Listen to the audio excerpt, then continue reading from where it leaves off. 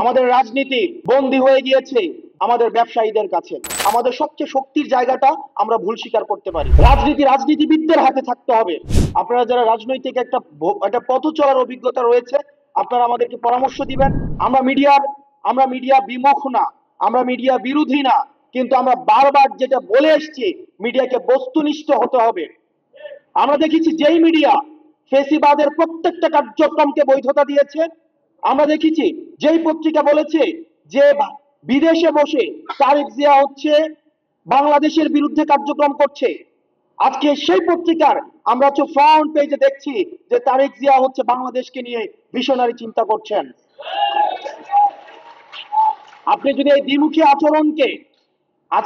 দ্বিমুখী আচরণকে আপনি ডিকোড করতে না পারেন, তাহলে ভবিষ্যতের যে অন্ধকার, যে অদৃশ্য ছায়ার কথা আবিদ ভাই বলেছেন, সেই অদৃশ্য ছায়ার আপনাকে খুব শীঘ্রই সেই ছায়ার মধ্যে আপনাকে করাল গ্রাসে বন্দী হয়ে যেতে হবে। আমাদের রাজনীতি বন্দী হয়ে গিয়েছে, বন্ধক হয়ে গিয়েছে আমাদের ব্যবসায়ীদের কাছে, বসুন্ধরার কাছে।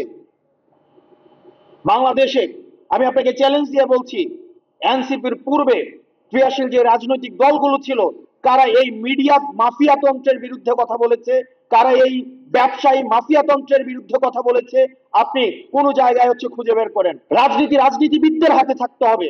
রাজনীতি যখন চলে গিয়েছে বসুন্ধরাতে, রাজনীতি যখন চলে গিয়েছে সালমান এফ রহমানের হাতে, রাজনীতি যখন চলে গিয়েছে কারওয়ান বাজারে, রাজনীতি চলে গিয়েছে যখন ইন্ডিয়াতে, তখনই হচ্ছে যারা নীতির পথে, সত্যের পথে, গণতন্ত্রের পক্ষে থেকেছে, তাদের হত্যা করার বৈধতা উৎপাদন হয়েছে।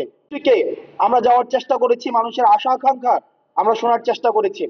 আমাদের সীমাবদ্ধতা রয়েছে, আমাদের সীমাবদ্ধতা নিয়ে আমরা পর্যালোচনা করি, আপনারা আমাদের সীমাবদ্ধতা ধরিয়ে দিবেন। আমরা যেহেতু তরুণ প্রজন্ম আছি, আমাদের সবচেয়ে শক্তির জায়গাটা আমরা ভুল স্বীকার করতে পারি, এবং এই ভুলটাকে স্বীকার করে পরবর্তীতে পরামর্শ অনুযায়ী পরবর্তী ভবিষ্যৎ পরিক্রমা সাজানোর মনস্তাত্ত্বিক যেই ফ্লেক্সিবিলিটি সেটা আমাদের রয়েছে। আপনারা যারা অভিজ্ঞ রয়েছেন, এখানে বিশ্ববিদ্যালয়ের শিক্ষক রয়েছেন, আপনারা যারা রাজনৈতিক একটা পথ চলার অভিজ্ঞতা রয়েছে, আপনারা আমাদেরকে পরামর্শ দিবেন।